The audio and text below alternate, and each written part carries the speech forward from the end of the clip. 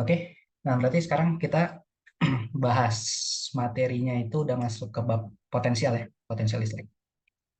Nah, jadi potensial listrik itu biasanya digabung sama satu bab lagi itu tentang pembahasan tentang kapasitor.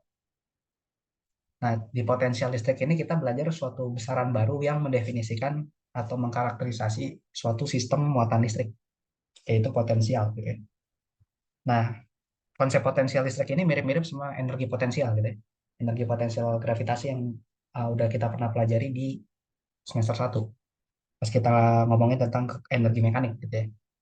Kalau kita review sedikit, kalau misalkan kita ngomongin energi potensial gitu ya. Nah, energi potensial ini apa? Energi potensial ini biasanya itu adalah energi yang dipakai untuk ini kan ya, untuk apa? Untuk melawan usaha dari gaya gravitasi. Kayak contoh misal kita punya apel gitu. Apelnya kita taruh di ketinggian H.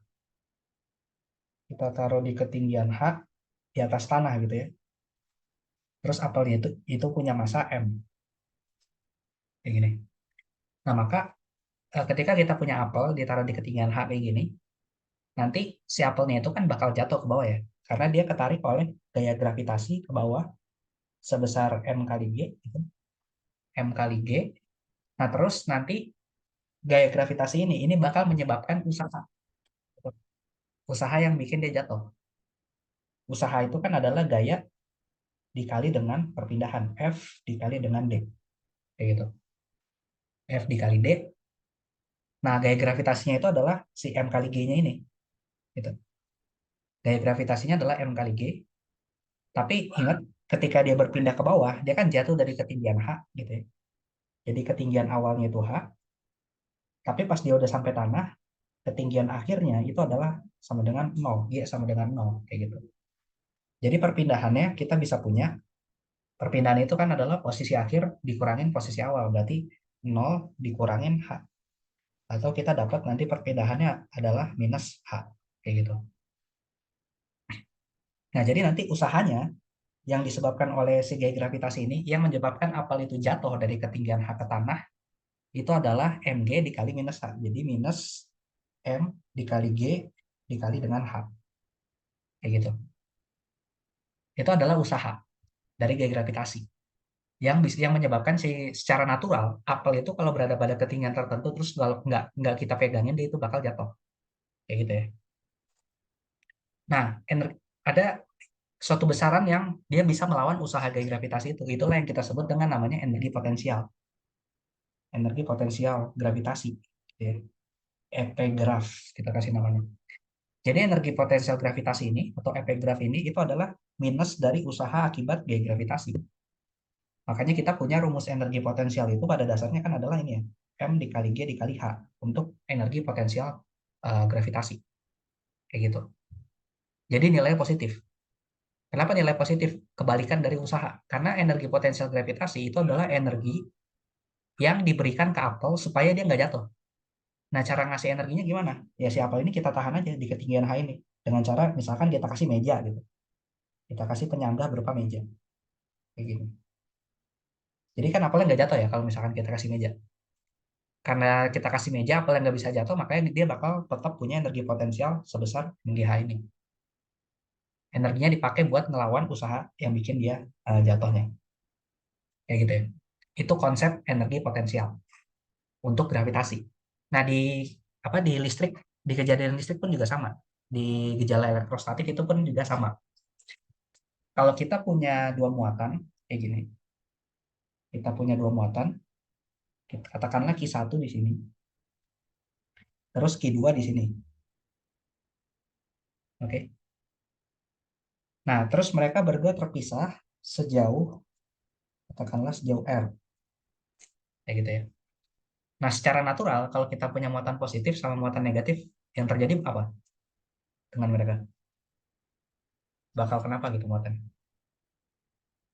Bakal saling dorong-mendorong, ya nggak? Kalau Iya, dua-duanya positif.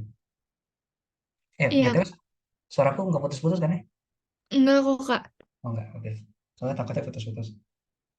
Oke, jadi secara natural, kalau misalkan kita punya muatan positif sama positif lagi gitu ya, itu dia bakal saling dorong-mendorong satu sama lain. Jadi kalau dia dorong-mendorong otomatis nanti jaraknya tadinya R bakal lebih jauh, ya nggak? Tadinya R misalkan sekarang berubah. Si Q1-nya sekarang jadi nambah gitu ya jaraknya sama Q2-nya. Jadi segini gitu. Misalkan jaraknya sekarang jadi R ditambah delta R. Jadi nambah sebesar delta R. Gitu ya. Karena kenapa? Karena dia saling, secara natural dia akan saling dorong-mendorong satu sama lain. Yang muatan satu bakal didorong oleh gaya F12 gitu ya. F12. Terus yang muatan kedua bakal didorong oleh gaya F21. F21 gitu ya. Nah, artinya kalau secara natural, kalau misalkan kita punya dua muatan, si muatan itu bakal melakukan usaha yang bikin mereka bergerak satu sama lain gitu ya. Muatan satu bakal melakukan usaha ke muatan dua, gitu juga muatan dua bakal melakukan usaha ke muatan satu akibat adanya gaya F12 dan F21 ini. Oke. Yang menyebabkan posisi mereka tuh bakal saling jauh-jauhan, saling menjauh kayak gitu. Nah, untuk itu apa sih namanya? Kan apa? Dia bakal melakukan usaha ya. Berarti nanti usahanya bisa kita hitung dengan cara ya tinggal gaya dikali perpindahan aja. Berarti ntar si gaya listriknya dikalikan dengan perpindahannya gitu. Jadi F12 atau F21 dikalikan perpindahannya, kalau dia bergeser berarti dikali delta R-nya kayak gitu ketika dia didorong gitu ya. Nah, tapi kita pengen kadang kita punya dua muatan kayak gini, kita pengen supaya dia nggak bergerak satu sama lain. Jadi gimana caranya tuh muatannya bakal diem gitu di posisi dengan jarak R ini. Kayak misalkan dia awalnya itu punya jarak 10 cm, ya udah kita pengen suatu dua muatan tadi itu tertahan di posisi 10 cm. Nah, caranya adalah kita kasih energi potensial. Sama kayak di apa? Sama kayak di kasus apel tadi. Si apel supaya ketahan di ketinggian H, caranya adalah kita tahan menggunakan energi potensial NGH. Nah, kedua muatan ini supaya nggak bergerak itu bisa kita tahan dengan energi potensial gitu. Jadi itu kita bisa mencari suatu besaran yang kita sebut namanya energi potensial sistem, sistem gitu ya. Nah, energi potensial sistem ini adalah energi yang dibutuhkan untuk menyusun sistem supaya dia posisinya tuh ya konfigurasinya kayak yang kita pengen gitu ya. Kayak contoh misal kita punya tiga muatan, ini ada Q1, terus ini ada Q2, ini ada Q3 kayak gini. Antara Q1 sama Q2 jaraknya adalah A. Terus antara Q1 sama Q3 jaraknya adalah B misal. Nah, kita pengen nyusun suatu sistem muatan yang konfigurasinya kayak gini. Jadi ada tiga muatan, dia ngebentuk segitiga gitu ya satu sama lain. Yang mana jarak dari Q3 ke Q2 itu adalah A kuadrat ditambah B kuadrat. Pakai Pitagoras gitu ya. Kayak gitu. Nah, gimana caranya kita membuat sistem kayak gini? Caranya adalah harus kita kasih energi potensial. Kenapa? Karena kalau nggak dikasih energi potensial, Q1 sama Q2 ini pasti bakal dorong-dorongan. Terus Q1 sama Q3 dan juga Q2 sama Q3 tuh bakal saling tarik-tarikan. Jadi posisinya tuh pasti bakal bakal berantakan gitu ya. Bukan kayak gini gitu. Nah, cara nyari energi potensial sistem tuh gimana? Caranya itu adalah, oh ya, aku belum definisikan ya, energi potensial untuk listrik. Untuk sistem muatan listrik, untuk sistem muatan listrik yang sifatnya itu adalah diskrit gitu ya, diskrit atau muatan titik, energi potensial antara dua buah muatan, kalau kita punya dua muatan dong kayak gini, Q1 sama Q2, gitu ya. Energi potensial antara Q1 2 bisa kita tulis U12 gitu ya. Itu adalah K dikali Q1 dikali Q2 dibagi R12 kayak gitu. K dikali Q1 Q2 dibagi R12. Ini ya. Jadi energi potensial itu diukurnya antara dua muatan. Oke. Jadi mirip-mirip rumusnya itu sama kayak gaya gaya listrik gitu ya. Mirip-mirip sama gaya listrik, cuma bedanya pembaginya ini pangkat satu. Sorry, iya pangkat satu. Kalau gaya listrik kan pangkat dua. Sama satu lagi, energi potensial ini dia merupakan besaran skalar, merupakan besaran skalar, besaran skalar. Besaran skalar itu apa? Jadi dia nggak butuh arah. Energi potensial itu nggak butuh arah. Tapi dia bisa positif, bisa negatif juga. Kalau vektor, dia positif negatifnya itu menyatakan arah. Tapi kalau skalar, positif negatifnya itu menyatakan muatannya itu salah satunya ada yang kebalikan tandanya. Gitu ya. Jadi kalau misalkan potensial negatif, berarti salah satu muatan ini ada yang bernilai negatif.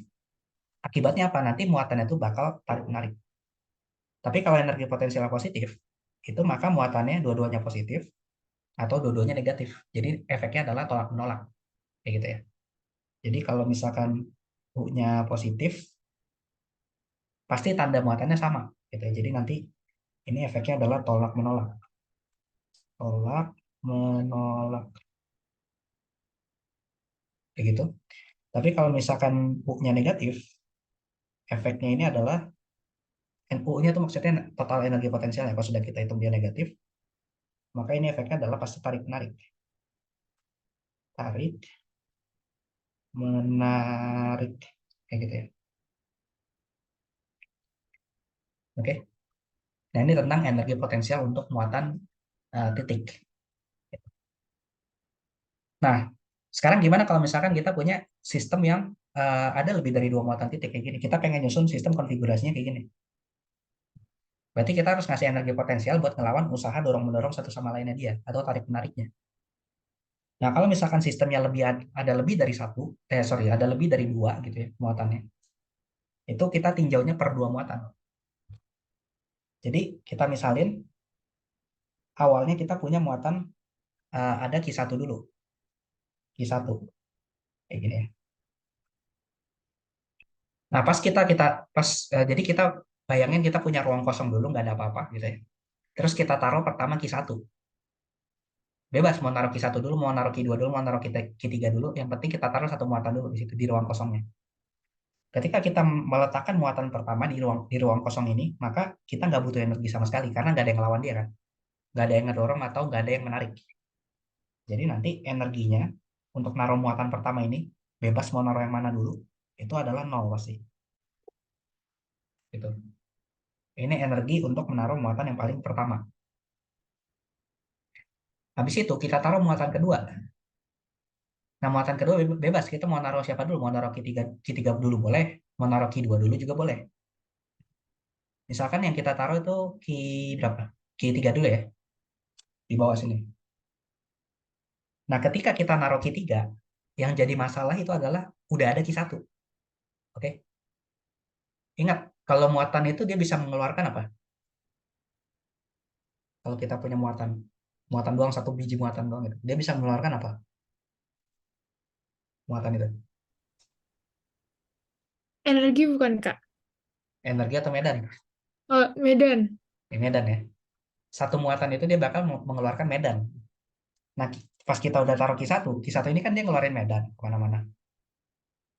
Nah, maka pas kita taruh Q3 ini pasti kena medannya Q1. Oke? Jadi nanti pas kita taruh Q3-nya kena medan Q1. Akibatnya apa? Bakal muncul gaya. Nanti jadi posisinya bakal berubah nih. Q3-nya bakal ketarik ke Q1 gitu. Oke? Nah, karena Q3-nya bakal ketarik ke Q1, maka kita butuh energi buat menahan si Q3, yaitu adalah U13. Gitu ya. U13. Yang mana U13 itu bisa kita kita hitung dari Q1 dikali Q3 dibagi R13 gitu ya. Nah, tapi Q3 itu kan nilai negatif. Maka kita masukin nilai negatifnya ke sini buat menunjukkan kalau mereka itu saling tarik menarik. Jadi ini minus Q1 dikali Q3 dibagi jarak antara muatan 1 sama 3 itu kan B, berarti dibagi B. Dibagi B kayak gitu ya. Nah, itu pas kita naruh Q3. Nah, sekarang udah ada dua muatan nih. Ada Q1 sama Q3 dan yang kita tahan dengan energi potensial sebesar ini supaya dia nggak bergerak. Sekarang kita taruh muatan yang terakhir, yaitu Q2 di sini. Kita taruh Q2. Nah, tapi pas kita naruh Q2, udah ada dua muatan lain kan ya. Udah ada Q1 sama udah ada Q3. Jadi pas kita naruh Q2, si Q2 ini bakal kenapa? Bakal didorong oleh Q1. bakal didorong oleh Q1 dengan gaya F12, tapi di saat yang bersamaan dia juga bakal ditarik sama Q3 dengan gaya F23. Oh sorry, ini bukan F12, F21. Gitu. Artinya, kalau kita pengen si Q2 itu nggak bergerak, kita butuh energi potensial yang bisa mengalahkan usaha dari F21 dan usaha dari F23. Gitu. Jadi pas kita taruh Q2, kita butuh butuh apa? Energi potensial, yang mana energi potensialnya itu adalah U23 ditambah sama U21. U23 itu energi potensial untuk nahan gaya F23 ini. Kalau U21 itu gaya yang diperlukan untuk nahan gaya F21. Sorry, U21 itu energi, sorry, energi potensial untuk menahan gaya F21. Kayak gitu. Jadi nanti kalau kita hitung, pas kita taruh muatan kedua, dia punya energi potensial U2 yaitu adalah Q2 dikali Q3 per R23 ditambah Q2 dikali Q1 dibagi R21. Kayak gitu. Nah, Q3 kan negatif. Berarti kita masukin tanda negatifnya minus K dikali Q2 dikali Q3 dibagi R23 itu adalah A kuadrat tambah B kuadrat di akar. Kayak gitu. Terus ditambah sama Q2 dikali Q1 dibagi R21 itu adalah tadi berapa? A ya. R21 itu adalah A. Nah, udah. Sekarang kan ketiga muatan udah dipasang ya. Ketiga muatannya udah dipasang. Buat masang muatan 1 sama 3 kita butuh energi ini. Terus buat masang muatan Q2 kita butuh energi ini. Maka untuk menyusun sistem 3 muatan ini energinya adalah atau energi total sistemnya itu adalah kita jumlahin semuanya. Energi sistem itu adalah U13 ditambah sama energi pas masang si U2 ditambah U2. Berarti energi total sistemnya adalah minus Q1 Q3 per B terus minus Q2 Q3 per A kuadrat tambah B kuadrat di akar terus ditambah Q2 Q1 dibagi A. Kayak gitu ya. Jadi energi ditotalin semua. Nah, ini adalah energi potensial sistem atau energi yang dibutuhkan untuk menyusun sistemnya supaya bentuknya tuh kayak gini. Gitu ya. Sorry, mana? Nah, bentuknya kayak gini. Kayak gitu. Nah, gimana kalau sekarang ada muatan keempat? Katakanlah di sini ada muatan negatif lagi gitu, Q4. Berarti gimana? Berarti pas kita taruh Q4 kan Q4 harus harus melawan 3 gaya, ya nggak? Dia harus melawan tarikan dari Q2, tarikan dari Q1, sama dorongan dari Q3. Berarti nanti ada energi potensial yang keempat itu adalah U42 ditambah U41 ditambah sama U43. Gitu. Nah ini energi yang dipakai buat naruh muatan keempat. Kayak gitu. Jadi nanti energi total sistemnya ini ditambah lagi sama U4-nya ini. Kayak gitu ya. Jadi makin banyak kalau di sistem muatan diskrit makin ribet atau makin banyak muatan titik yang ada di sana, energi potensial yang dibutuhkan buat menyusun sistemnya itu juga makin makin panjang sukunya gitu ya, makin banyak. Oke, sampai sini ada pertanyaan?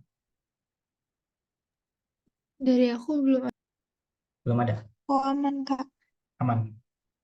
Oke, nah ini terkait energi potensial untuk muatan titik gitu ya. Nah sekarang energi potensial itu kan terkait dengan gaya ya, karena energi potensial itu adalah buat ngelawan usaha. Oke, usaha itu adalah gaya dikali perpindahan. Nah tapi ingat di konsep kelistrikan itu selain punya gaya listrik, kita juga punya yang namanya apa? Medan listrik, ya nggak? Itu sifat intrinsik dari muatan positif sama muatan negatif. Nah, jadi aku bakal memperkenalkan suatu variabel baru yang kita sebut namanya potensial. Oke. Potensial sama energi potensial itu beda. Oke. Kalau potensial itu kayak apa ya? Mirip-mirip medan listrik. Kan kalau gaya listrik itu K Q1 Q2 per R kuadrat, gitu kan. Jadi kita butuh apa sih namanya? Butuh dua muatan supaya tahu nih siapa yang kedorong, siapa yang ketarik. Kayak gitu. Tapi kenapa dua muatan tadi bisa kedorong atau ketarik? Karena dia punya medan listrik kan ya. Medan listrik itu dikeluarkan oleh muatan positif, tapi kalau muatan negatif itu dia sifatnya menyerap medan listrik. Nah, potensial itu juga sama. Potensial itu adalah sesuatu yang dikeluarkan oleh muatan itu sendiri, yang dimiliki oleh muatan. Jadi kalau muatan positif, gitu ya, muatan positif, kenapa dia bisa mengeluarkan medan listrik? Gitu ya. Kan muatan positif itu dia mengeluarkan medan listrik ke segala arah, kayak gini. Kenapa muatan positif bisa mengeluarkan medan listrik? Karena dia punya yang namanya potensial. Jadi ibarat kata dia punya energi energi di dalam dirinya gitu, kemampuan, potensi dalam dirinya buat memancarkan medan listrik, gitu ya. Jadi itu kayak sifat intrinsiknya dia, kemampuan dia buat uh, memancarkan medan. Karena dia punya energi, karena dia punya potensial, maka dia mampu memancarkan medan. Gitu. Itu untuk potensial untuk muatan positif. Nah, muatan negatif juga sama. Muatan negatif kan dia punya kemampuan buat menyerap medan kan ya. Medan listriknya arahnya masuk semua garis vektornya. Jadi bisa kita bayangkan potensial listrik dari muatan negatif itu adalah kemampuan apa energi yang dia punya supaya dia bisa menyerap medan gitu. Oke. Jadi ini adalah energi apa energi dalamnya dia, energi intrinsiknya dia. Energi yang dia miliki supaya dia bisa melakukan mengeluarkan atau menyerap medan. Gitu. Jadi energi potensial listrik itu lambangnya V gitu ya. Bisa kita definisikan adalah energi potensial per satuan muatan. Gitu. U per Q. Oke. Jadi energi potensial intrinsik yang dimiliki oleh satu muatan itu sendiri supaya dia bisa mengeluarkan medan atau menyerap medan. Kayak gitu. Nah, energi potensial ini kalau kita ngomongin konteksnya itu sorry, bukan energi potensial, tapi potensial. Kalau kita ngomonginnya konteksnya itu dalam rangkaian, itu biasanya kita sering nyebutnya adalah tegangan, gitu ya. Jadi tegangan itu menyebabkan si rangkaian listrik tadi bisa ada arusnya. Kenapa bisa ada arus? Karena di rangkaiannya tuh bakal muncul medan, gitu ya. Jadi pas rangkaian listrik kita kasih tegangan atau kita kasih potensial, nanti bakal muncul medan listrik. Karena muncul medan listrik, nanti muncul arus. Nah, gitu konteksnya untuk gambaran dari potensial, cara mendeskripsikannya. Oke. Nah, potensial ini juga besaran skalar ya. Dia juga besaran skalar, sama kayak energi potensial. Nah, terus biasanya buat ngitung potensial, itu ada beberapa cara. Oke. Nah, buat ngitung energi potensial, itu biasanya kita bagi kasusnya menjadi muatan muatan titik, gitu ya, atau muatan diskrit, sama muatan kontinu. Wait, nah di sini ya, potensial kita bagi jadi kasus muatan titik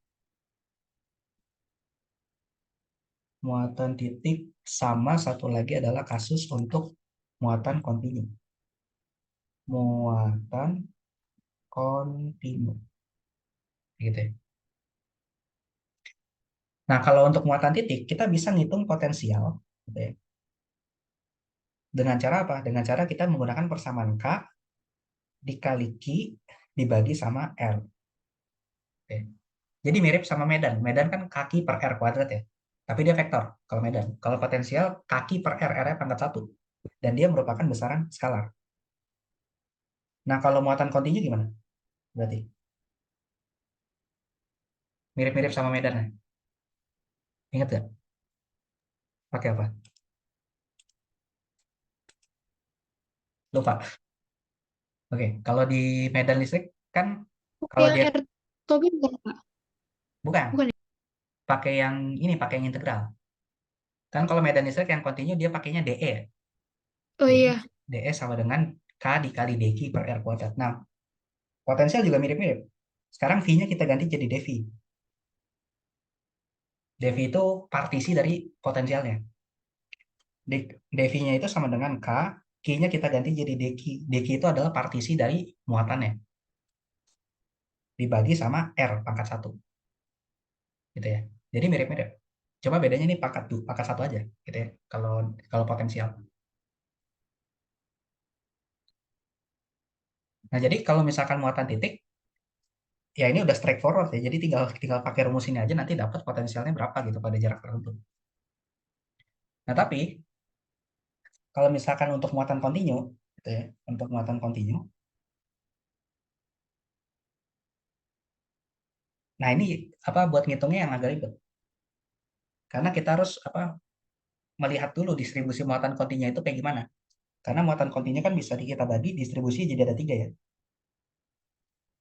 Distribusinya ada 3, ada yang 1 dimensi, ada yang 2 dimensi, ada yang 3 dimensi. Kayak gitu. Kalau yang 1 dimensi, si dq-nya bisa kita tuliskan sebagai lambda ds. Kalau masih ingat, lambdanya itu rapat muatan panjang, persatuan panjang. Ds itu adalah partisi dari panjang bendanya. Terus kalau 2 dimensi kita bisa tulis dq sama dengan sigma dA. Kayak gitu. Yang mana sigma itu rapat muatan per satuan luas. dA itu apa? dA itu adalah elemen partisi dari luasnya. Terus kalau misalkan 3 dimensi berarti dq sama dengan rho dv. Rho itu apa rapat muatan per satuan volume. dv itu adalah partisi volumenya. Gitu ya. Nah, cara ngitung potensialnya gimana? Sama-sama waktu kita ngitung medan listrik pada muatan kontinu. Jadi kayak misalkan contohnya kita punya batang 1 dimensi. Kita punya batang 1 dimensi. Kayak gitu. Terus dia punya rapat muatan persatuan panjang lambda yang dia nilainya nggak konstan. Jadi dia batangnya nggak homogen gitu ya. Biar seru. Kan kalau homogen udah biasa gitu. Misalkan dia rapat muatan persatuan panjangnya dia adalah kayak gini bentuknya. K dikali X. Yang mana K-nya ini adalah konstanta. Jangan K deh. Terketukar sama konstanta Coulomb. C dikali X aja ya. C dikali X. Yang mana C-nya ini konstanta sembarang. Konstanta sembarang. Jadi dia angka gitu, tapi kita nggak tahu angkanya berapa. Yang jelas angka aja gitu. Nah ini rapat muatannya. Jadi dia bergantung sama X. Nah terus si batangnya itu dia terletak di posisi, kalau misalkan ini X sama dengan 0 gitu ya, dia terletak di posisi ujung kirinya itu jaraknya itu A. Jaraknya A dari si X sama dengan 0-nya. Terus ujung kanannya itu di sini, ini terletak di X sama dengan B. Gitu. Oke, jadi panjang batangnya berapa? Ayo, X tambah A, Kak. Bukan ya? bukan. Kan koordinat ujung batang kirinya di X sama dengan A. Ujung kanannya koordinatnya X sama dengan B. Berarti panjang panjang batangnya berapa? B Asli. kurang A. Ya, tinggal selisih aja kan ya. B min A. Kayak gitu. Oke. Nah, sekarang aku pengen ngitung potensialnya tuh di sini. Misal, di titik X sama dengan 0. Di titik X sama dengan 0, itu potensialnya berapa? Kayak gitu ya. Nah, caranya adalah tinggal kita bikin partisi aja. Kayak biasa. Misalkan kita bikin partisinya itu di sini. Yang lebar partisinya itu adalah DS. DS gitu ya. Nah, maka partisi dengan lebar DS ini nanti bakal mengandung muatan, ya kan ya? Muatan sebesar dq. Muatan sebesar dq. Nah, apa hubungannya dq dengan ds? Dq karena dia distribusi muatannya 1 dimensi gitu ya. Maka dq sama dengan lambda ds. Gitu. Nah, terus ds ini kan elemen atau partisi panjang. Partisi panjangnya itu bisa kita tulis ds sama dengan dx. Kenapa ds sama dengan dx? Kenapa nggak dy? Ingat nggak? Alasannya karena dia batangnya ada Di sumbu X. batangnya terletak di sepanjang sumbu X. Jadi kita bikin ds sama dengan dx saja. Kayak gitu. Nah, terus tinggal kita gabung. Lambdanya kan dikasih di soal adalah ini ya, C dikali X. Terus ds-nya adalah dx. Berarti ini jadi C dikali X dikali dx. Kayak gitu. Oke. Nah, berarti nanti kita dapat dq-nya itu adalah cx dx. Kayak gitu ya. Nah, tapi ini jangan langsung diintegralin. Kita ngintegralin nanti ketika pas ngitung potensialnya. Jadi kita masukin dq-nya ini ke dalam rumus dv-nya dulu.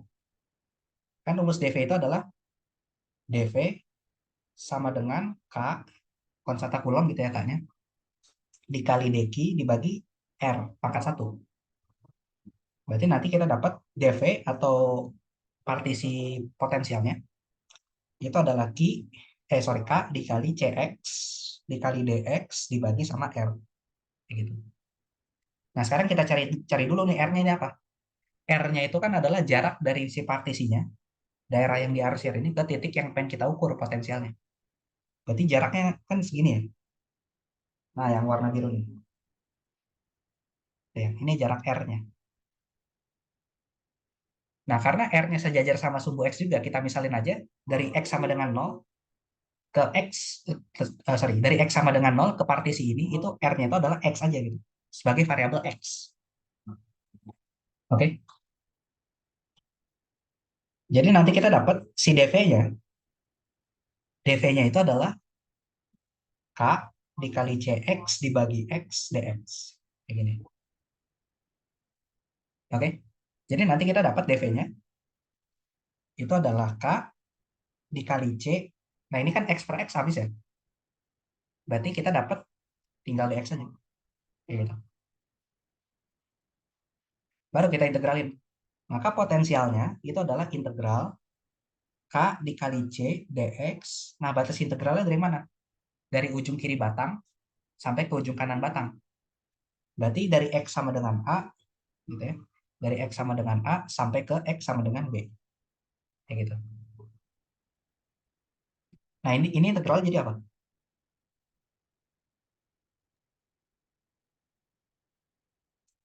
Kalau Ayo. K-nya konstanta berarti tinggal keluar ya, Kak? Ya, K-nya konstanta, C-nya juga konstanta. Berarti KC doang. KC dikali X. Jangan lupa. Iya, Kan jadi dx-nya.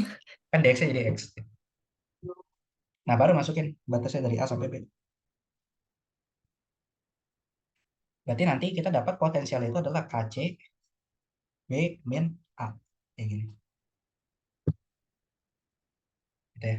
Nah, ini adalah potensial dari si batang tadi yang punya rapat muatan persatuan panjang lambda sama dengan C kali X.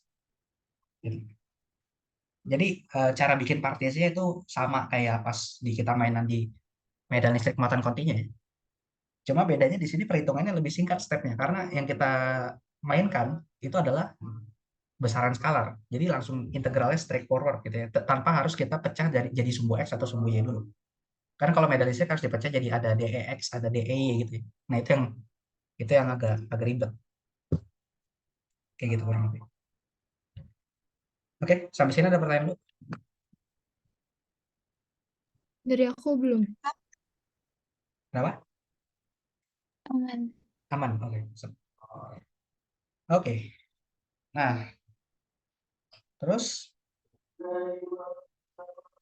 oke, bentar ya.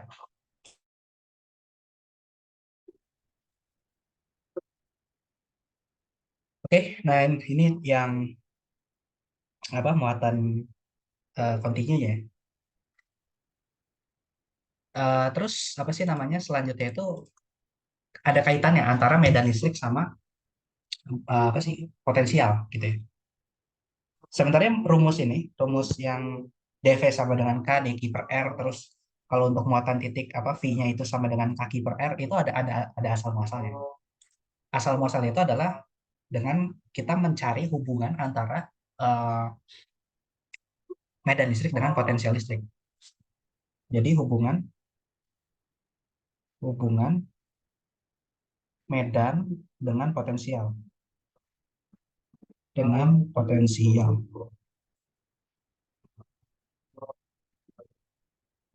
Nah, hubungannya apa? Hubungannya adalah ini. Selisih dari potensial dua titik gitu ya. Atau beda potensial antara dua titik. Itu dia bisa kita tentukan dengan mencari integral dari medan listrik dikali dot dengan vektor perpindahan antara dua titik tadi. Oke, jadi kalau misalkan kita punya dua titik, terus ada medan listriknya di sana, kan kita bisa geser ya dari titik awal ke titik akhir. Ya, contoh misalkan kita dari titik A, terus geser ke titik B. Gitu. Nah, kita nggak peduli nih, kita lewat jalur yang mana aja. Kita nggak peduli kita lewat jalur mana aja. Gitu. Nah, kita bisa menghitung beda potensial antara titik A dan titik B. Itu dengan cara kalau asalkan kita tahu medan listrik ya antara titik A sama titik B ini berapa. Kayak gitu ya. Dan ini berguna banget. Bergunanya tuh kenapa? Kadang kita kalau misalkan menghitung potensial pakai persamaan yang ini, yang dV sama dengan K dq per R, itu ngintegralinnya susah.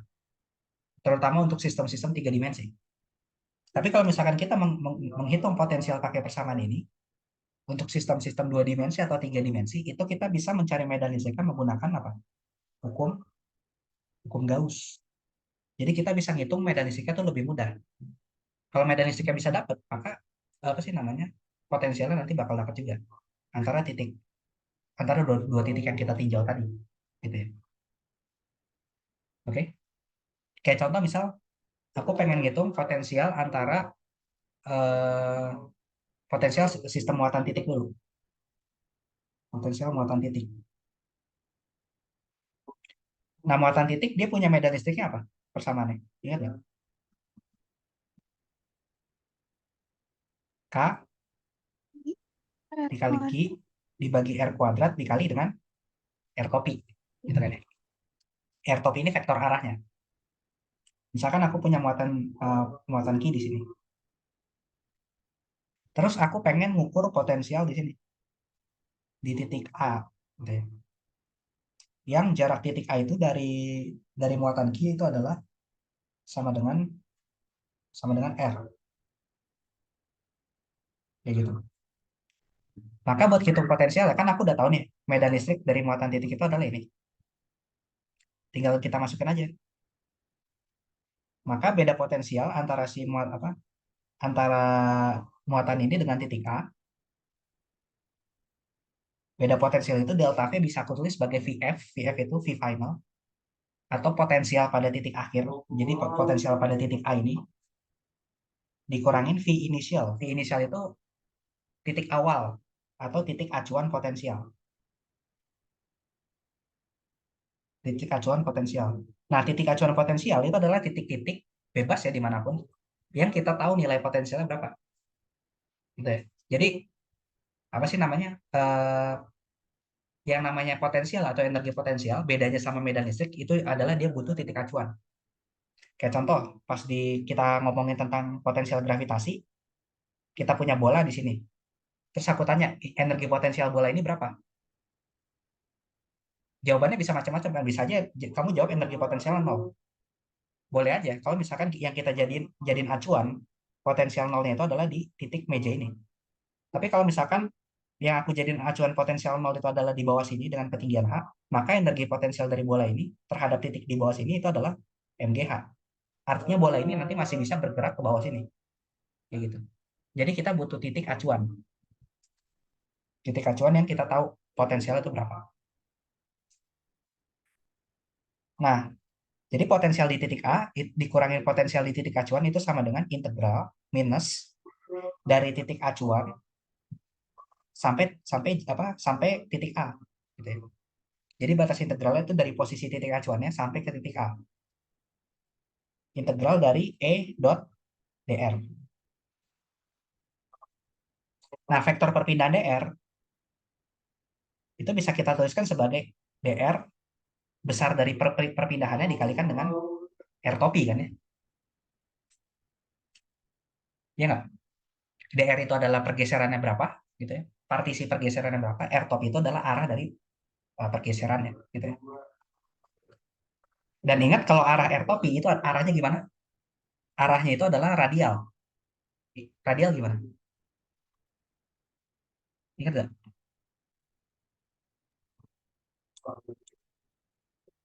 Radial tuh yang pakai akar bukan Kak? Bukan. Radial itu yang ini apa? Yang Nyebar gitu. ya yang nyebar bener. Jadi kalau misalkan kita punya apa muatan titik, arah radial itu adalah arah kemanapun bebas.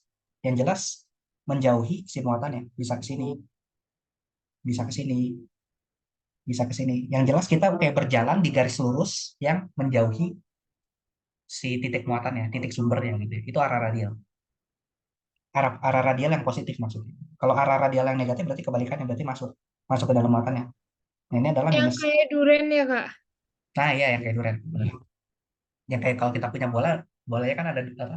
Bisa kita bayangin ada duren yang durinya kemana-mana gitu. Nah, itu arah radial. Yang positif tapi ya. Kalau yang radial negatif berarti duri dari duriannya masuk ke dalam. Kayak gitu. Nah, tadi kan medan listrik itu arahnya radial nih, pakai air topi.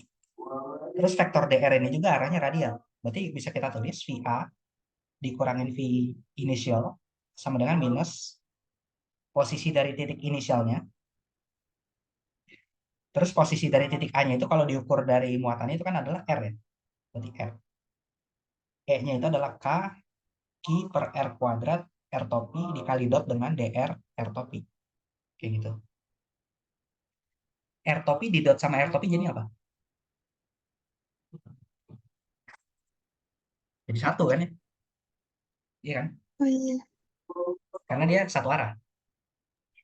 Berarti ini jadi tinggal sisa VA dikurangin V inisial sama dengan minus integral dari titik awal, titik inisialnya, sampai ke titik R, K, Q per R kuadrat DR. Nah, biasanya titik acuan potensial itu adalah kita pilih titik yang dia punya energi potensialnya itu sama dengan nol. Titik acuan potensialnya sama dengan nol. Nah, titik ini ada di mana? Titik ini biasanya terletak di posisi R sama dengan tahingga. Jadi titik yang sangat jauh sekali dari muatannya. Ingat, medan listrik itu rumusnya apa? Kaki per R kuadrat, ya nggak? Artinya, kalau R-nya makin jauh, jaraknya makin jauh sama muatannya, maka kekuatan dari medan listriknya tuh makin makin lemah, ya nggak? Kalau makin lemah, artinya dia makin sulit buat ngedorong atau menarik. Energinya makin gak ada, kayak gitu. Makanya kalau kita punya sistem muatan listrik, entah dia muatan titik atau muatan kontinu gitu ya, biasanya acuan potensial nolnya itu adalah di tahingga, titik yang sangat jauh sekali dari muatan, kayak gitu. Nah, berarti tinggal kita masukin nih ke batas-batas ini. Kan kita pengen VI-nya itu sama dengan nol. Dan VI sama dengan nol itu adalah ketika batas bawah integralnya atau titik awalnya itu di tahingga.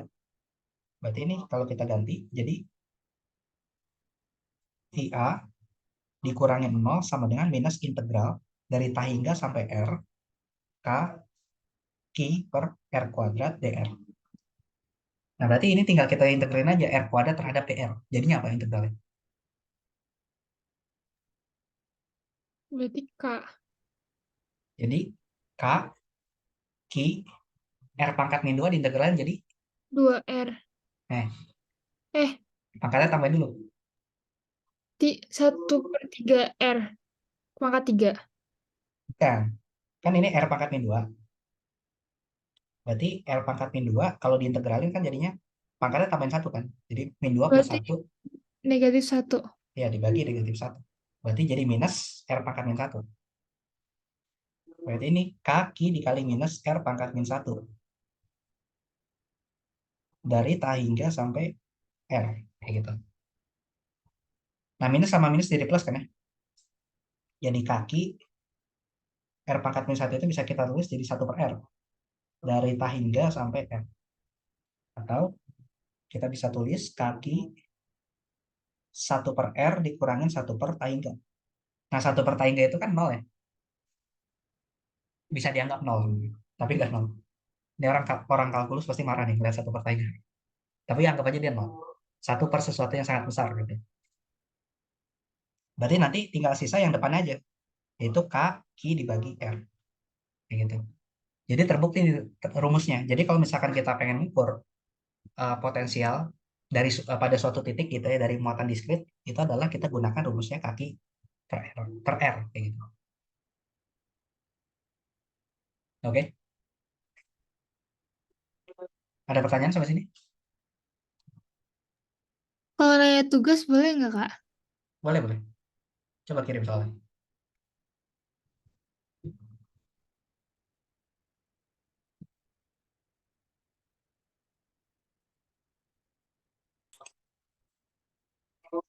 Nah, jadi kalau kapasitor itu biasanya itu sistem muatan listrik yang apa sih namanya? Sistem muatan listrik yang terdiri dari dua konduktor. Terdiri dari dua konduktor, jadi ada lebih dari satu konduktor ya. Terus satunya muatannya positif, satunya muatan negatif. Paling gampang sistem kapasitor itu adalah kapasitor plat sejajar kayak gini. Jadi kita punya plat plat konduktor ada dua gitu ya, kayak gini. Oke. Jadi kita punya plat positif sama kita punya plat negatif. Nah, posisi positif, positif negatifnya bebas, bisa yang positif kiri, bisa yang negatif di kiri, dan sebaliknya gitu ya. Pokoknya bebas. Itu nggak ngaruh. Tapi yang jelas, kita punya dua pelat konduktor, satunya punya menyimpan muatan positif, satunya menyimpan muatan negatif. Dan muatan yang disimpan itu sama nilainya. Kayak misalnya yang di pelat kiri dia menyimpan muatan 10 kulon. Maka yang di kanan dia menyimpan muatannya minus 10 kulon. Kayak gitu. Nah, terus apa sih namanya antara plat positif sama plat negatif ini? Nanti dia bisa muncul medan listrik. Jadi kapasitor itu dipakainya buat nyimpan muatan. Nah, biasanya kapasitor itu dikarakterisasi dengan suatu besaran yang kita sebut dengan namanya kapasitansi, C gitu ya.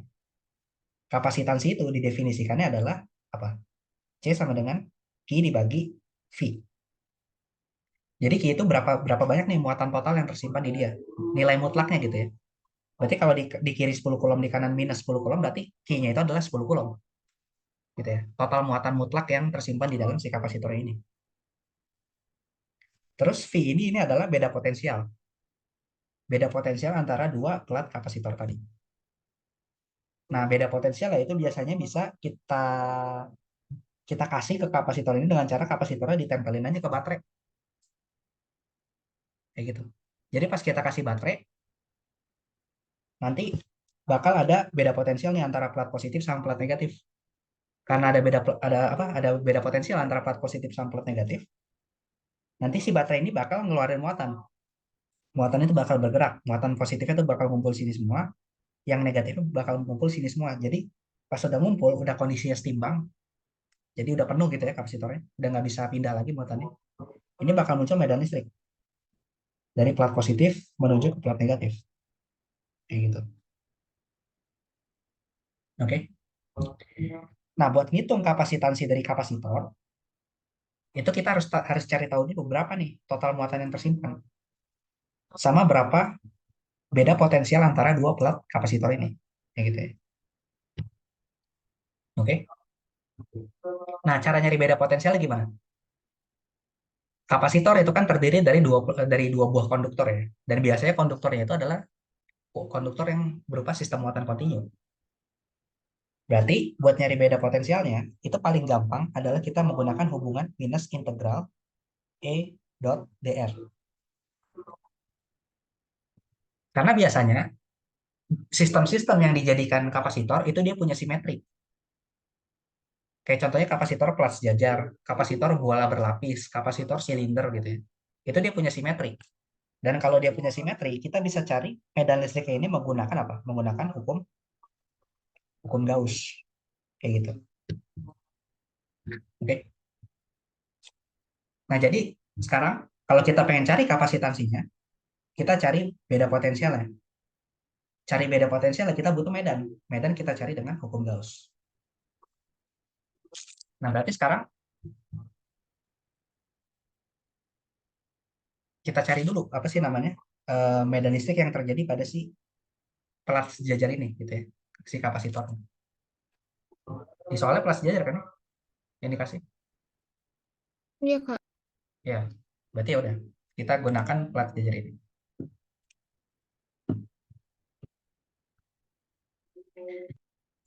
Nah, buat ngitung medan listriknya, kita cukup tinjau salah satu platnya aja. Kan ada plat positif, ada plat negatif kan ya. Misalkan kita tinjau plat positifnya aja dulu. Kenapa kita cukup ninjau salah satu? Karena kan besar muatannya sama, ya nggak? Cuma beda tanda aja, satunya positif, satu negatif. Jadi kalau kita dapat medan listrik dari salah satu plat, ya tinggal kita balik aja apa arahnya gitu kan ya, untuk plat yang lain gitu. Nah, berarti misalkan kita tinjau platnya yang positif dulu. Ingat kemarin hukum Gauss, cara makainya gimana? Kita bikin apa dulu? Yang arah itunya dulu, Kak. Arah apanya? Medannya dulu. Ya, kalau ini platnya positif, berarti arah medannya kemana? Ke ke Tegak lurus, tegak lurus sama bidangnya. tegak lurus sama bidang. Berarti kalau di bidang yang kanan, dia arahnya ke kanan semua. Kayak Kanan gini. Ini medan listriknya. Kalau bidang yang kiri, belakangnya ke ke kiri kiri semua. semua. Kayak gini. Oke. Nah, habis itu kita kita bikin apa lagi?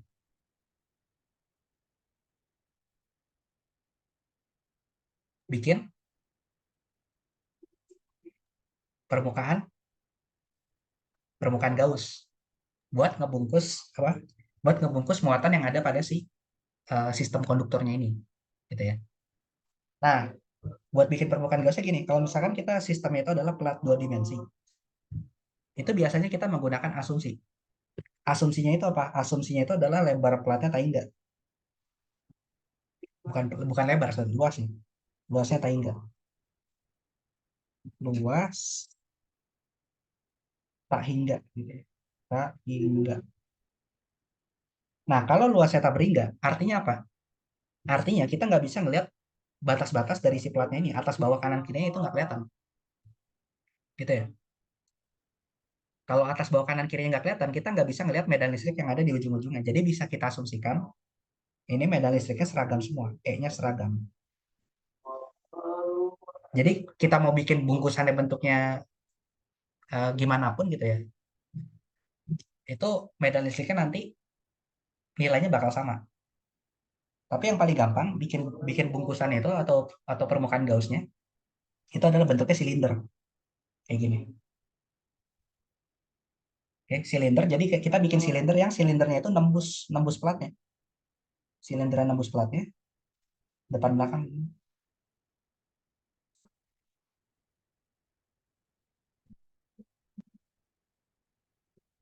kayak gitu.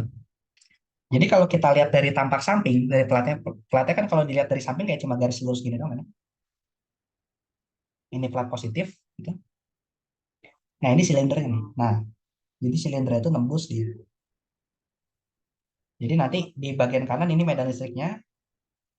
Medan listriknya tuh nembus tutup dari silinder yang sebelah kanan.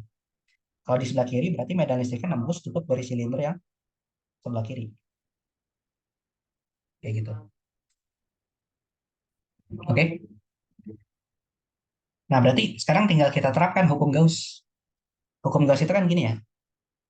Integral dari permukaan tertutup gitu ya, atau flux listrik yang menembus si silinder Gauss ini, yaitu nilainya sama dengan muatan yang dilingkupi oleh si selimut Gaussnya dibagi dengan epsilon nol. Kayak gitu. Oke. Nah, karena di sini si selimut Gauss itu punya punya tiga permukaan kan ya. Si silindernya. Ada tutup, ada apa? Ada selimut, ada tutup kanan, ada tutup kiri, ada selimutnya kan ya. Selimut silindernya. Jadi integral ini bisa kita bagi tiga. Integral E dot dA pada daerah tutup kanan, gitu ya. Ditambah integral E dot dA pada daerah selimut, ditambah lagi sama integral E dot dA pada daerah tutup kiri. Kayak gitu. Sama dengan muatan yang dilingkupi oleh si selimut Gaussnya dibagi epsilon nol. Kayak gitu. Nah, kita lihat di tutup kanan. Di tutup kanan kan medan listriknya arahnya ke kanan semua. Iya nggak? Terus kalau vektor dA-nya kemana? Kalau yang tutup kanan. Berarti ke sebelah kanan bukan, Kak? Ke kanan juga benar. Sejajar dengan medan listrik ya, iya nggak? Jadi Iya. kayaknya ke kanan, dA-nya juga ke kanan. Gitu. Karena E sama dA-nya sama-sama ke kanan, maka ini perkalian dotnya. Jadi tinggal skalar aja. Jadi tinggal nilai skalarnya aja. Jadi tinggal E dikali dA aja. Gitu. Nggak usah, vektornya udah hilang. Oke? Nah, kalau yang diselimut gimana? Kalau ini selimut, dia tegak lurus. Ya, selimutnya kan dA-nya ke atas gini ya. Bukan ke atas sih, pokoknya radial gitu ya. Tegak lurus dengan medan listriknya. Berarti perkalian E dot dA-nya gimana? Kalau vektor tegak lurus dikali dot, Yang jadi satu bukan, Kak? jadi nol. Oh, berarti kalau yang sama tuh jadi satu, kalau yang tegak lurus tuh jadi nol. Ya, benar. Itu sifat dari perkalian dot. Kalau arahnya sama dia jadi satu, kalau arahnya tegak lurus dia bakal jadi nol. Berarti ini komponen selimutnya nol. Kalau ditutup kiri gimana? Berarti sama kayak yang sebelum, berlawanan deng, Kak. Tapi perkalian dotnya gimana? Kan E-nya ke kiri, dA-nya kemana? dA-nya ke kiri juga kan? Iya. E sama dA-nya sama-sama ke kiri. Berarti E dot dA jadinya apa? Jadi Jadi sama. sama yang biasa. Nah iya, jadi sama yang kanan kan ya? Jadi E dikali dA aja. Gitu. Oke, jadi nggak masalah. Apa sih namanya? Untuk permukaan kiri sama permukaan kanan apa sih namanya? Satunya ke kanan, satu ke kiri. Tapi kan di permukaan kiri yang kita lihat adalah medan listrik sama dA-nya tuh arahnya sama atau enggak, kayak gitu. Di permukaan kanan medan listrik dan dA-nya sama-sama ke kanan. Di permukaan kiri medan listrik dan dA-nya sama-sama ke kiri. Makanya perkalian dotnya dua-duanya positif. Kayak gini. Oke. Nah, maka ini sama dengan Q and close dibagi epsilon nol. Ini sama ini kan sama ya. Terus medan listriknya itu seragam, berarti bisa kita keluarin dari integral. Berarti ini bisa kita terus jadi 2E dikali integral dA sama dengan IN close dibagi epsilon nol. Kayak gitu. Oke. Nah, terus Qn close-nya ini apa? Qn close-nya itu sama aja kayak di sini kan kalau kita lihat si silindernya itu dia nembus ininya kan ya, nembus si pelatnya. Yang mana di tiap titik di pelat ini dia mengandung muatan listrik, ya nggak? Karena di tiap titik pada pelat itu dia mengandung muatan listrik, maka Qn close-nya itu sama aja kayak muatan yang diarsir ini di daerah yang ditembus sama si permukaan Gauss-nya. Kebayang nggak? Lumayan kebayang, Kak. Oke. Jadi ibarat kata kamu punya kertas. Kertasnya kamu tembus sama pensil. Nanti kan bolong kan ya? Si apa sih kertasnya tadi. Tapi kan apa besar dari lubangnya itu sama aja kayak diameter dari pensilnya. Sorry. Bukan diameter, luas dari lubangnya. Sorry. Besar dari lubangnya sama dengan luas dari pensilnya. Kayak gitu. Artinya muatan yang tersimpan di bolongan tadi itu sama aja kayak muatan yang tersimpan di luas dari si pensilnya tadi. Nah, terus dia distribusi muatannya adalah dua dimensi. Iya nggak? Karena dia distribusi muatannya dua dimensi, maka kita bisa cari IN close-nya itu menggunakan integral sigma dikali dA. Karena dia muatan kontinu dua dimensi. Oke. Nah, yang mana dA-nya ini? dA-nya itu adalah sama dengan luas ini, luas daerah yang diarsir. Yaitu sama aja kayak luas dari tutup permukaan Gauss-nya. Gitu ya. Oke. Nah, jadi kalau kita masukin ke sini, ini 2E integral dA, yang ini jadi integral sigma dA dibagi epsilon nol. Nah, ini kan sama-sama A ya. sama-sama A. Yang mana A-nya itu adalah, ini bisa kita tulis 2E dikali A. Yang mana A-nya itu adalah luas dari si tutup silindernya tadi. Yang ros kanan juga sama. Ini jadi sigma dikali A. Dibagi epsilon 0. A-nya luas tutup silinder. Kayak gitu. Jadi nanti kita bisa dapat dari sini apa? A-nya coret. Jadi medan listriknya untuk salah satu plat gitu ya, untuk plat positif itu adalah sigma dibagi 2 epsilon 0. Oke? Ini medan listrik untuk salah satu plat aja. Nah, tapi kan tadi ada dua plat ya. Ada plat positif sama ada plat negatif. Tapi ingat, yang namanya kapasitor, plat positif sama plat negatif, muatannya besarnya sama kan ya? Kalau kalau muatannya besarnya sama, artinya medan listriknya pun sama. Medan listrik dari plat positif, itu dia besarnya adalah sigma dibagi 2 epsilon 0. Muatan negatif, itu juga medan listriknya adalah sama dengan sigma dibagi 2 epsilon 0 juga. Yang membedakan apa? Antara positif sama negatif. Medan listriknya. Ya, apanya medan listrik yang beda? Kan besarnya sama. Arahnya. Ya, Iya. arahnya, benar. Kalau positif kan kalau kita gambar arahnya gini kan ya. Ini yang buat plat positif. Kalau yang negatif arahnya gimana? Masuk ke dalam pelatnya. Berarti kayak gini. Nah, tapi kalau di daerah yang kanan justru malah ke kiri dia.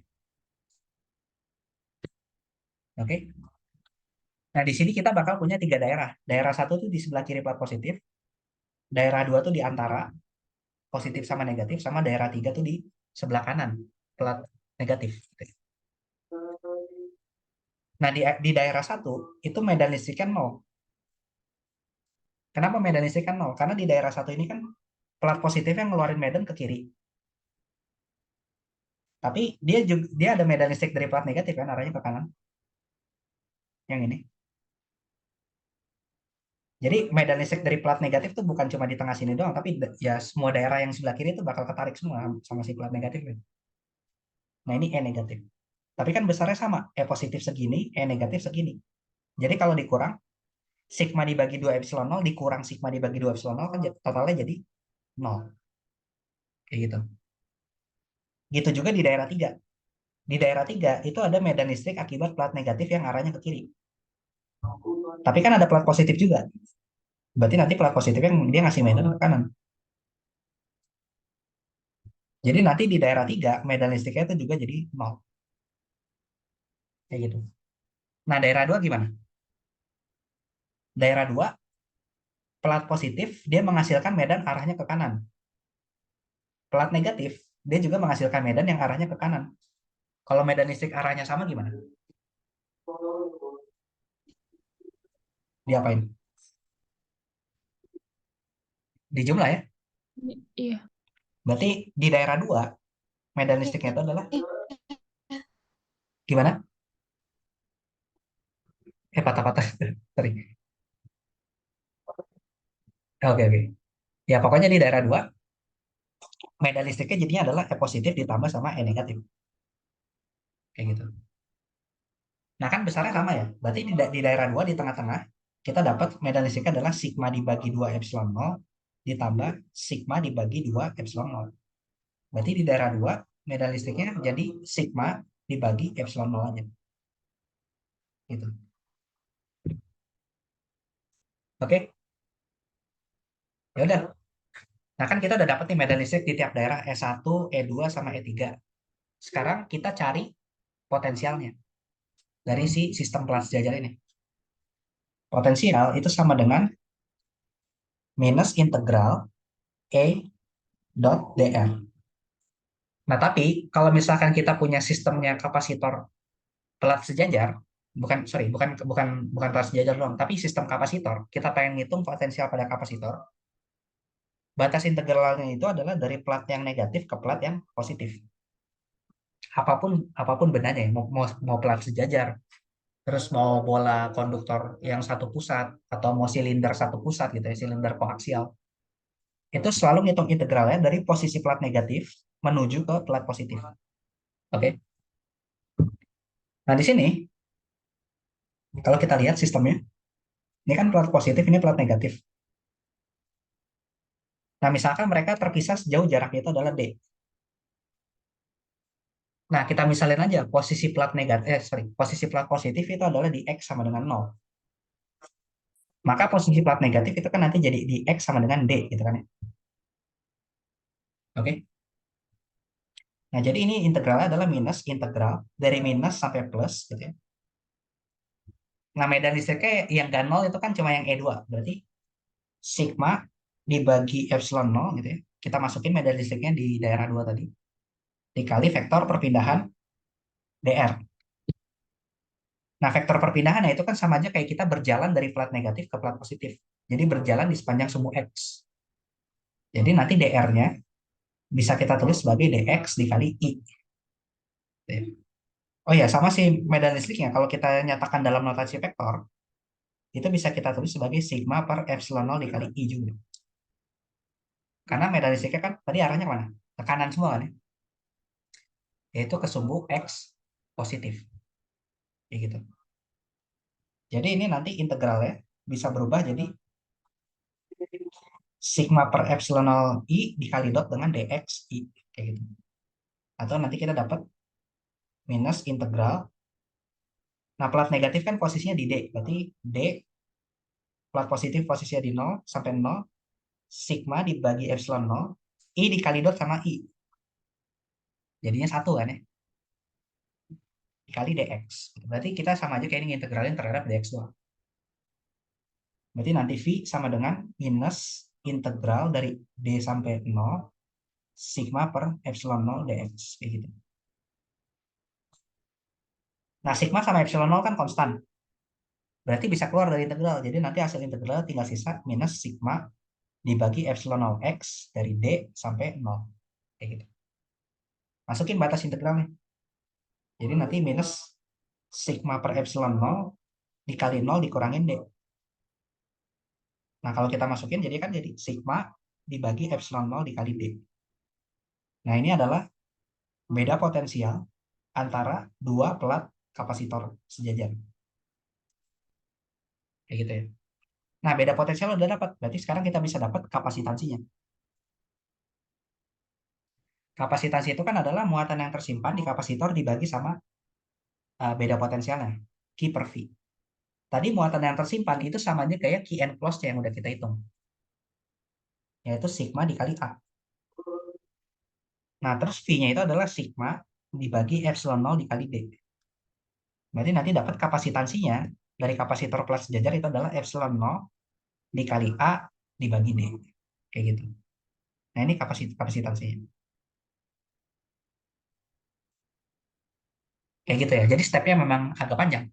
Kita harus cari medan listriknya dulu, kaki hukum Gauss sudah dapat, baru kita integralin dapat V-nya. Terus kita masukin lagi ke persamaan paling dasarnya ini. Nanti kita dapat hasil akhir untuk C ini.